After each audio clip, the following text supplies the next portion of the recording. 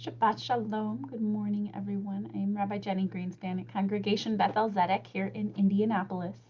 And it is time for our weekly Shabbat morning Torah Talk, this week on Parashat Mishpatim.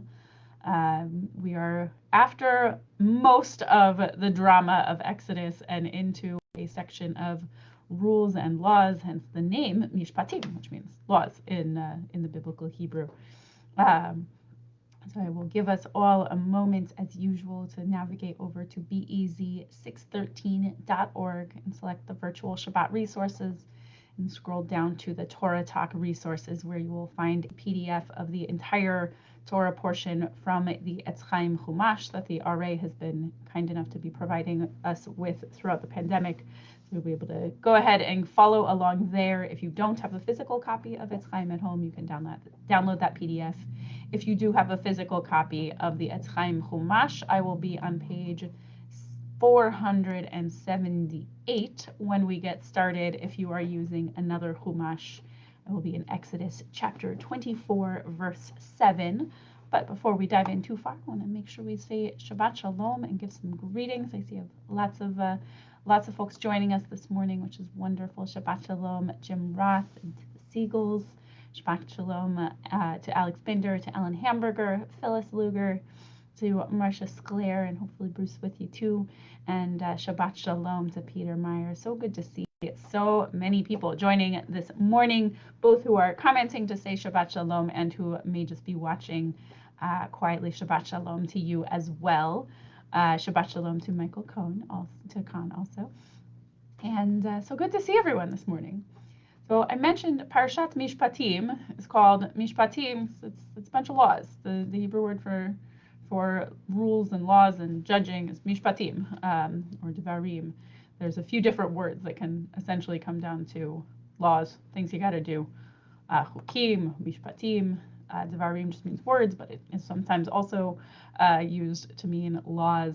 And this is the parsha where we suddenly take a hard left turn in the middle of the book of Exodus, where we have up until now been watching the drama unfold of our people oppressed in Egypt, and the plagues, and the escape from Egypt, and the splitting of the Red Sea, and the drama of receiving the 10 Commandments at Mount Sinai last week in Parashat Yitro.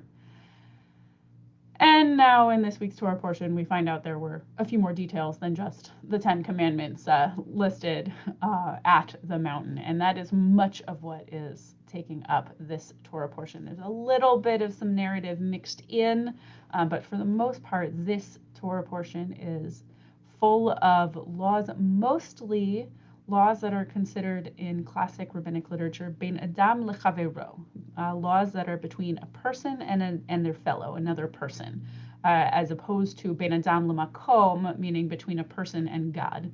These are less ritualistic laws about how we honor God and make time and space holy, and much more about how we recognize the holiness in our human interactions and human relationships. Which is an interesting thing to note, that right after the 10 Commandments, the first big chunk of laws we get is about how we treat our fellow human being. In next week's Torah portion, we'll start talking about how we build the Mishkan, the tabernacle, the sanctuary space that the Israelites will use when wandering the desert. But this week, we're going to focus more on our fellow human being, which is, I think, an incredible thing to remember, that our holiness and our actions start with other people, not with God. That holiness actually starts in our human, earthly relationships. It's a theme that you might see running through. Some of the laws are definitely ones that are a little bit different and archaic for us, but that is the reminder that but I like to think of the reminders, the theme of this Torah portion is taking care of other human beings. And as a human culture, we have developed over the last 4,000 or so, the last several thousand years. And so some of the laws may be a bit outdated, but the core of each of these laws, especially toward the beginning of the Torah portion, is caring for other human beings. even if we do not consider servitude and women's roles quite the same way in the modern world. The core is caring for other human beings. It's toward the beginning of the Torah portion. I want to focus on one little tiny, not even a full verse, toward the end of the Torah portion. But before I do, I don't know how many of you had this experience, or maybe you've heard of kids having it. But I remember pretty distinctly at some point in elementary school, probably in 3rd or 4th grade, being handed a worksheet that at the top of the worksheet said, read all instructions before beginning. Number 1, write your name. And then there were about 15 more instructions with draw 6 stars or circle the word the every time on this page. And several more little silly little worksheety things to do all over the page. And then instruction number 16 was disregard numbers 2 through 15 and return to your teacher, which was a test as to whether or not students read the instructions before beginning, or if they were doing the instructions as they read. If you had done the assignment correctly, you would have read the entire sheet, gotten to number 16, and seen that you weren't supposed to draw the stars or circle the words or any of those. You were simply supposed to have written your name on the sheet of paper and then give it to your teacher with nothing else completed. And if you had done all of the other things, you had actually failed this little exercise because you had, instead of listening to instructions and then doing them, you'd started doing before hearing all of the instructions. I want to have that frame in mind. I see Cheryl Tuff also had that. Okay, so they've been doing that one a long time. I had that. I think I've heard of kids younger than me having that, and so we've had that instruction, that little test a long time. And I think this week's Torah portion has a section that many rabbis have been commenting on for generations, that we actually seem to praise the Jewish people for failing that particular little test. So let's go to chapter 24, verse 7. If you are in an Etz Chaim Chumash, it's on page 478. If you're in a different Chumash, Exodus 24, verse 7. ויקח ספר הברית ויקרא באוזני העם ויאמרו כל אשר דיבר אדוני נעשה ונשמע. The modern JPS translation says, and then he, this is Moses, took the record of the covenant and read it aloud to the people, and they said, all that the Lord has spoken we will faithfully do. That English says faithfully do. The Hebrew, na'aseh v'nishma, the JPS seems to be saying nishma as a faithfully will be listening, and they mush it into one verb, using the nishma as an adverb rather than as a verb on its own. Faithfully do, because shama can mean to hear, can also mean to obey. The older JPS said, all that the Lord hath spoken we will do and obey. We'll do it and we'll obey it. And the literal wording could mean we will do and we will hear it. We will do and we will listen, which is counter to that elementary school worksheet. They did it before hearing the instructions. Or at least that seems to be what is happening on the base level of the verse. Na'aseh, we will do, v'nishma, and then we'll listen to it. In the Talmud, this is considered praiseworthy. Rabbi Simai taught when Israel accorded presence to the declaration we will do over the declaration we will hear, meaning they said we will do it before we will hear it, 600,000 ministering angels, meaning an angel for each and every Israelite. We often consider there were 600,000 Israelites in the desert, and an angel for each one of them came down and tied 2 crowns onto every member of the Jewish people, one corresponding to we will do and one corresponding to we will hear. So this is considered praiseworthy. In classic halacha, in classic Jewish law, This is used as a reason that we should do the ritual mitzvot. Remember, I said most of the mitzvot in this particular Torah portion have to do with one another, not with God or with ritual. But the most classic halakha takes us as we will do all of those rituals before we worry about whether we get anything from it. Before we seek to understand it, we will just do it. We will just go ahead and we light our Shabbat candles every week, whether or not it does anything for us. We will keep kosher, whether or not it does anything for us. In modern Judaism, especially in modern Reform background, they say maybe these words were written backwards.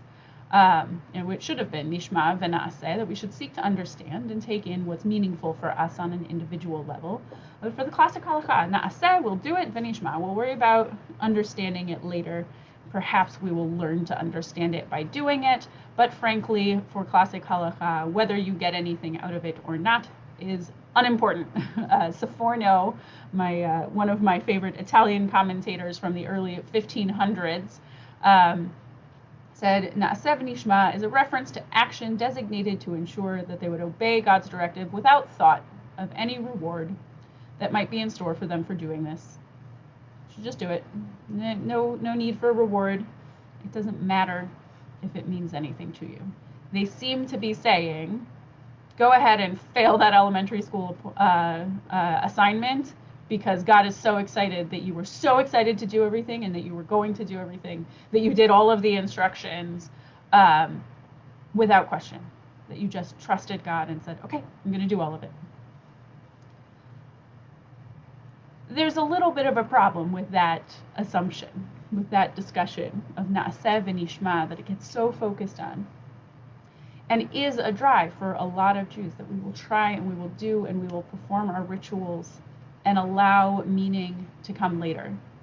And that is, if you go back up a page in our Etz Chaim Chumash, or if you are in a different form, you go back to Exodus 24, 3 and verses 3 and 4, the narrative, the way this particular chunk of text worked, was that in addition to the Ten Commandments, or perhaps instead of, this may be just there's a different writer describing the same scenario in a slightly different way, that Moses is getting all of the laws that we just heard in the earlier part of this Torah portion, and then spoke them to the people, repeated them aloud, and said, this is what we're agreeing to.